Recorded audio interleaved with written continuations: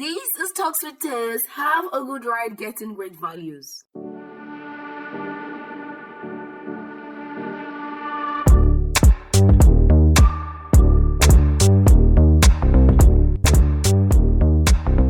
This is Talks with Tess. This is Talks with Tess. Have a good ride getting great values.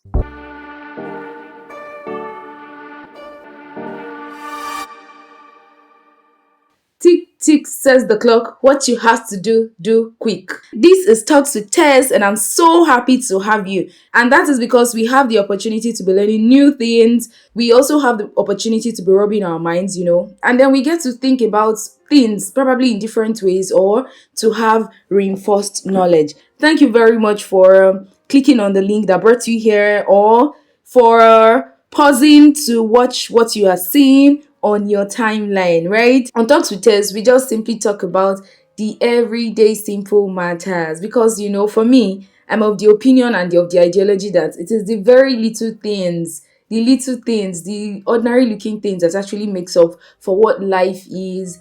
And that is if you can open your eyes to see better, to see the beauty, and then to see the extraordinary in it, right? So let's get to it. Before I started talking, you heard my voice when I read that very popular rhyme. What we used to know when we were in primary school, they say, tick, tick, says the clock. What you have to do, do quick. You know what? There's an upgrade, update. There is an upgrade of that rhyme, and I upgraded it, of course. What is the new update now? Tick, tick, says the clock. What you have to do, do quick, do well, and do now. Yes. So let's go. Tick, tick, says the clock. What you have to do, do quick, do well, do now. Yes, that's the new update. Tick, tick, says the clock. What you have to do quick, do well, and then now. So, while we were growing up, they have this, the idea of that rhyme was or is that, anything at all that you have to do, you should do it very quickly. That means you should not slur on it or you should not procrastinate doing it, right? So I'm actually upgrading it to say that what you have to do, you should do well.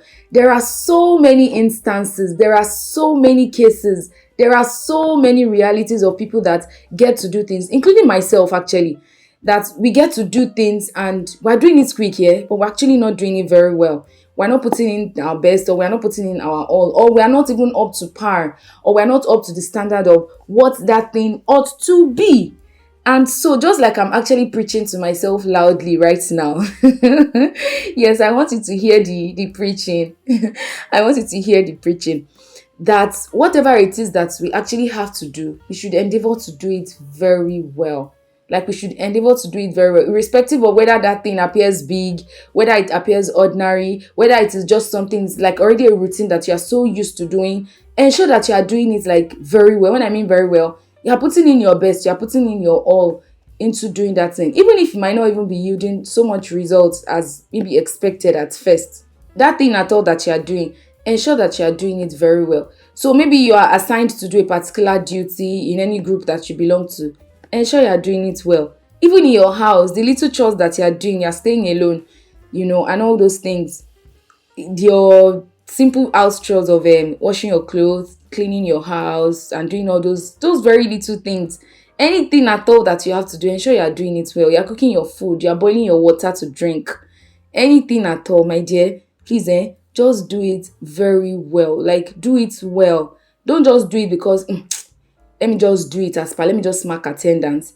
And that is because I came to this realization because I had like a thought process after something happened. And then this year, say like around 4 months ago, that is like around September or August, September, I came to a conclusion that, man, if I need to do something, I actually need to do it very well, irrespective of whether it is big, small, large, medium, average, ordinary. Like, you really need to do it very well. And that will even lead me to the point whereby I would say that there are no small roles. There are no small roles. So I actually made this post on X and I pinned it because around the time when I made this post, the thing actually resonated with me that anything at all that I have to do, I need to like do it very, very well. So there are actually no small roles. There are no small roles. There are just small characters. So irrespective of whether somebody is doing waka pass in a film and you don't do it properly, my dear, it's on actually the person. There are actually no small roles. There are just small characters. So it depends on the people playing it. It depends on whatever it is that you are playing and you don't do it properly. That's how the result of whatever it is you are going to get is. So for instance, you're actually giving a duty or you find yourself in a place whereby you need to take care of children. I'm talking about taking care of the minds of children now. Let's say you belong to a group and you are given the role to actually put some children through a particular process, maybe for debates, to have like for them to give a talk, for them to do a particular performance, stuff like that. And you find yourself doing is it not just this thing? I beg. Anyhow, when anybody that wants to do, let them do. If they're not doing, then that's their own cup of gari, something like that. And you end up not doing it very well. You know how it will look like. Everything just looking bland. But imagine that you have that particular duty and you do it properly. You do it very well. You just notice that the thing is going to give you some kind of joy. And for me, there is this good fulfillment I usually get from stuff like that. Let me even use a very, very typical example. So, one of my siblings, she's in junior school, and she came home and told us that she needed to do debates. She was picked by her class teacher to represent her class for a debate and all. And then she picked out the topic was given. First off, she came and then was asking, this, that, what topic is she going to give? Ordinarily, I would have just said, let me just help her to give her points. But then I thought about it that where is that place of critical thinking? Where is the place of independence of mind? So she came to meet me and she was asking for points, including my elder sister. And we didn't answer her. It was just like a silent agreement. And then, so we allowed her. First off, what we did was that we made her go through the process of critical thinking, made her go through the process of research. So she actually, instead of just collecting our phones and watching shorts on YouTube or watching films or just playing game on the phone, so she was able to actually collect phones, make our own research, write out our own points, and for her to also think critically. While the only thing we just assisted her to do physically was to assist her, to listen to her and to correct her when she was practicing whatever it was she wanted to say. And when she came back from school and like after the debate, it was so good. She came back so excited with the face of, yeah, she won, It was actually so fulfilling. So in as much as that thing might actually appear very little, that it's not just a school debate, like interclass debate and all. But then because of the opportunity to do it very well, she was able to get that excitement, to get the happiness, to actually get that confidence and to know that she has that innate ability to learn. She has the innate ability to think and also to even do research for herself. And it was really good. And she won for herself and for her team. It gave like a very good feeling.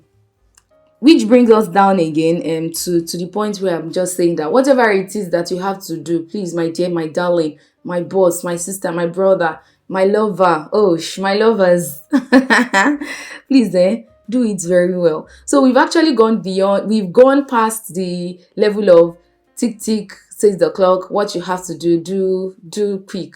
It's actually tick tick says the clock, what you have to do quick, do well, and then do it now. So again, irrespective of whether that thing you are doing is big, whether it is average, whether it is small, whether it is in public, whether it is in private, ensure that you are just doing it well and everywhere. So you begin to wonder, how is it that you get to do things well? The first thing is to actually cultivate the mindset that anything that you set your mind to do, you must do it very well. You must do it excellently. And because of that, all the resources that you need, you put yourself out there to be able to get it. You'd also find means, or you'll be able to make use of your resources to do that thing very, very well.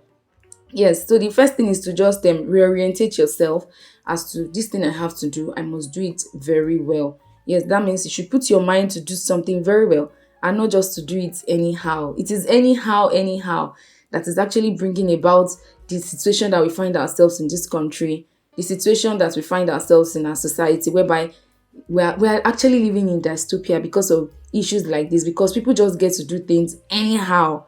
They just feel they are doing things and they don't care. They're just doing it anyhow, nonchalantly, and all. So the next thing again, as to putting your mind, or rather, the next thing as to how you can do something very well, ask the right people the right questions. So if you want to do something very well, ensure you're asking the right questions. Ensure you're also asking the right people on how to do those things very, very well. And then this last point I'll be saying is that you should be open to learning. Don't think you know it all, my dear. You didn't. You didn't. Nobody knows it all. How do they even say it again? No man is an island of knowledge. Yes. So you should actually be open to learning, which brings me to my quote where I have this platform that's learn with test contents. I know that some of you must have seen it. It's on X, it's on Facebook, it's also on Instagram, and then of course on WhatsApp, and on YouTube as well.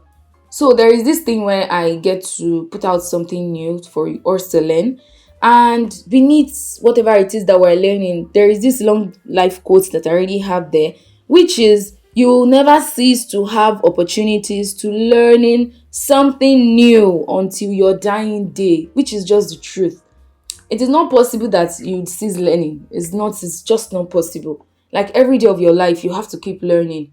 You keep learning new things, or you relearn what you already know, or you actually unlearn what you already know, which all these ways, they are forms of learning. So yes, so you should actually be open to learning so that whatever it is that you want to do, you ensure that you're doing very well. So yes, tick tick says the clock. What you have to do, do quick, do well, and do it now. On our next episode, I'm going to be talking about the aspect where I'm talking about do now. Do now. So just like I said somewhere at the beginning that this podcast, this particular episode is just like I'm preaching to myself loudly. I'm actually reinforcing what I know to myself. And while I'm doing this, I also want you to hear it, to learn from it, and of course to practice and to share to other people. This way, we're going to be having a better world. We're going to be having better experiences. We're also going to be enjoying life very well as much as possible when we get to have this. Imagine if the whole world, everybody in the world, of the over 7 billion people we have in the world, get to do things very well, whether in private, in public, whether big, small, large, average, ordinary, extraordinary, and we get to do it very well. Imagine the very perfect world. Imagine the utopia that we are going to be experiencing. Yes. So this is the point where I'll be telling you to click on the subscribe button. Yes, subscribe, comment, engage us, give us your opinion. Yeah. Share also to people that you value as much as possible. Share it out. Let these good things that we have going on here, let it also spread to as many people as possible. Yeah, this is Talks with Tess, and of course, this is the voice of Big Tess, the one with so much happiness, joy, overflow to give. Thank you very much for listening to this point. God bless you. I'll catch you on my next episode. Bye. This is Talks with Tess.